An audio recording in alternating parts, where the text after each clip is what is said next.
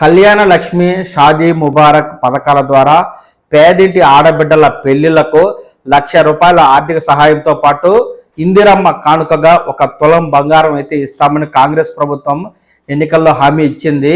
తాజాగా కాంగ్రెస్ ప్రభుత్వం ఏర్పడిన రెండవసారి బడ్జెట్లో ఈ షాదీ ముబారక్, కళ్యాణ లక్ష్మి పథకాలకు సంబంధించి ₹3,683 కోట్ల నిధులనైతే కేటాయించింది.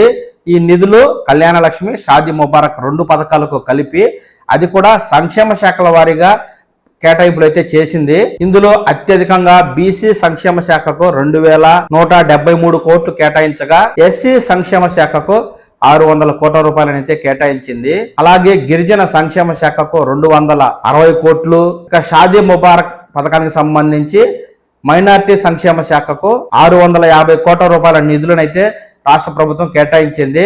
మొత్తంగా కళ్యాణ లక్ష్మి, షాదీ ముబారక్ 3,683 కోట్ల రూపాయలనైతే కేటాయించగా, ఈ పేదింటి ఆడబిడ్డలకు ఇందిరమ్మ కానుకగా ఇచ్చే తులం బంగారానికి సంబంధించి రాష్ట్ర ప్రభుత్వం ఎలాంటి కేటాయింపులు చేయలేదు.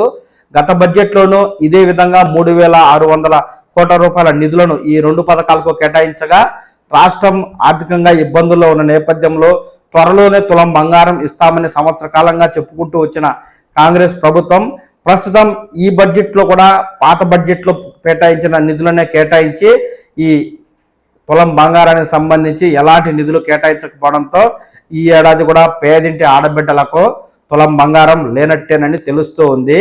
ఇక మార్కెట్లో బంగారం ధరలు విపరీతంగా పెరిగి తులం 22 క్యారెట్లు 85,000 దాటిన నేపథ్యంలో రాష్ట్ర ప్రభుత్వానికి గడిచిన సంవత్సరానికైనా, ప్రస్తుతం నడుస్తున్న సంవత్సరానికైనా పేదింటి ఆడబిడ్డల పెళ్లి చేసుకున్న వారికి తులం బంగారం ఇవ్వడం అనేది అసాధ్యంగానే కనిపిస్తుంది.